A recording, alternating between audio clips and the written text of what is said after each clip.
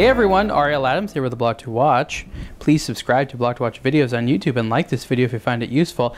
There was this guy, I don't know if he left a comment on a video or possibly he sent me a message on YouTube, but he was really upset that I was using a cleaning cloth. Like, if I was using a cleaning cloth in a video to wipe off smudges, he got really pissed off. He was like, why are you doing that? Why aren't you wearing white gloves when you're reviewing a watch? I'm like, that's the dumbest thing I've ever heard. Like, people that wear white gloves while reviewing a watch, one, it's pretentious and it's stupid. Like, it's a watch. I don't care how much it costs. It's still a watch. It's meant to be worn. And two, it's meant to be worn.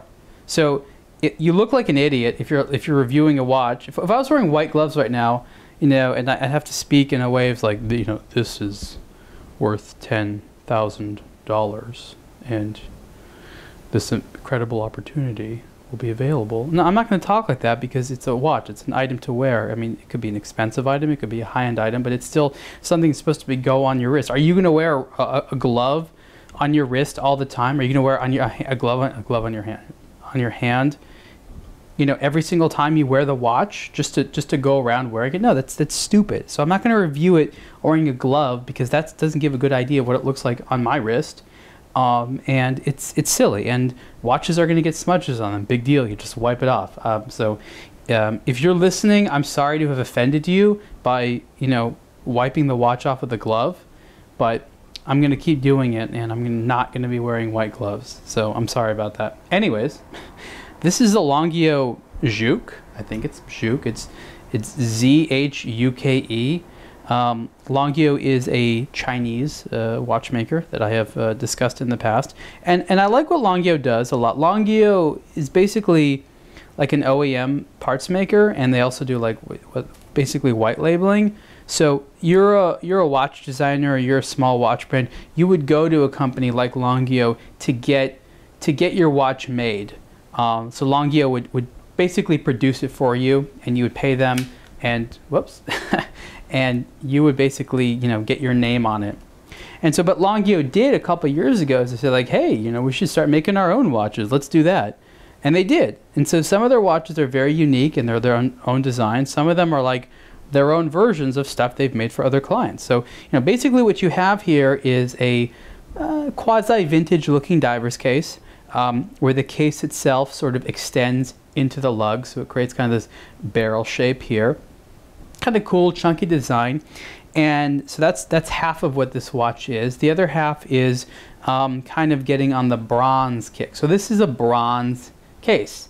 The back is not bronze because if you have a back back piece of a watch which is bronze, that interacts with your skin and it gets all weird and gross because bronze forms a patina. It's, you know, when it comes down to it, bronze is really a very silly material for a watch case. It deforms by oxidation. The colors kind of tend to blur and meld. It doesn't retain the look of when it was new. And for me, that's kind of silly because I want watches to look new. But for other people, they love it because every single bronze watch patinas in its own unique way. And it really makes it mine, and it looks worn, and it's like, I mean, I get that, but I don't know, it seems like such a strange thing that someone would want their watch to deform. You know, there were watchmakers that were made fun of, like Gerald Genta when he made you know, the the Geffica. People were like, why are you making a bronze watch? They thought it was silly, and it was a kind of silly watch, but it was part of the design to age in a short period of time. And then all of a sudden it became this kind of like in thing to have a bronze watch, and it's still kind of in. Maybe people see it as like a lower cost version of something that looks kind of like it's gold. I don't know. Or maybe they're so into the concept of vintage watches they're trying to recreate it in a rapid way. Hard to tell, but I do like this watch. It doesn't really matter to me, this bronze. It just is a different color tone that's kind of cool.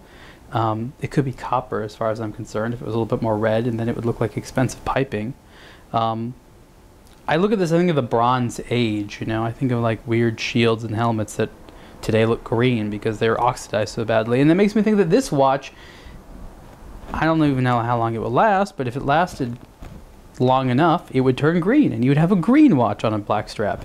So anyways, as a diver, this is a pretty good watch, and the price isn't too bad, even though I don't have the price for this video. I'm sorry, you'll have it for the review. It's a 500-meter water-resistant watch with a Swiss ETA 2824 movement inside. That's an automatic. This is the Chinese watch. It's made in China. They don't dance around that fact. It says Swiss movement on the dial versus Swiss made, and there's a difference there. And right in the back there, you know, you got the Chinese. One thing which is interesting about the Zhuke is that it is in limited edition of 200 pieces. Why 200 pieces? Why it's a limited edition? I don't know. I think they could have probably sold a few more of them because it is a cool looking watch, and I like that. You know, turning this around and seeing Longio and seeing the Chinese characters, it makes me happy because a lot of the watches like this are made in China. They try to pretend like there's something else, but this one is proudly produced in China. I know the people that made this. They're not dancing around. It does have a Swiss movement, and that's what a lot of the Swiss watches you buy are. They're Chinese made with you know, Swiss movements. And this one is just very straightforward. I like this one because I thought the look was nice. If you look at the dial, it looks flat, but you do have the raised hour markers. They are attractive looking. It is very legible. The lume is very good. The lume on this watch, yeah, you can't really tell there, but it's very good lume. You know, it's an attractive, classy diver style watch. You got a nice rotating bezel there, which is nice and hard to turn. There you go. No, it's not that bad. I'm kidding. I have had that before. I have had dive watches that you try to turn the bezel. It's like, you know, it's like you're trying to unscrew like a gasket off of part of a ship or something like that. It's like really hard. Why they did a black crown, I don't know. It looks kind of cool. Some people can complain. Some people think it's neat. On the strap here, it looks nice. This black version, there's also like a green dial, which is kind of like an olive drab green dial version, which is also nice. But I like the black because I think the black you'd wear a little bit more. The green is cool, but it's kind of cool like right now. But the green you're going to wear a lot more often. I mean, it's not even that much light in here, and you can see just how much the hands are glowing. So, okay, oh, and it's about, I think it's 44 millimeters wide, something like that. Actually, no, it's more. I bet it's like 47. I can't believe this. I didn't do my homework. I didn't do my sizing homework. All right, I'm going to compare it really quick to watch to the side here. Yeah, I think it's about 45, something like that. I will have all the details for you on the review online. Oh, and by the way, it has a helium release valve. I know that's important to you. I know you need the helium release valve. Without the automatic helium release valve, you won't be able to do the majority of activities you're planning on doing with this watch. I mean, helium release valves they're cool to have. It's nice to see an extra feature there, but if you actually use one, if anyone out there has actually ever used a helium release valve, let me know. I would like to know. Tell me your story, and if you are not a commercial diver, I will be that much more impressed. Anyways, this is the Longio Zhuke, and the price is, I think, between about $1,000 and $2,000. Not too bad for what you get. Well, decently made, decent looking. Definitely something that I'm going to wear. And it's a limited edition of 200 pieces, and you can see the full review on A Block to Watch. Thanks.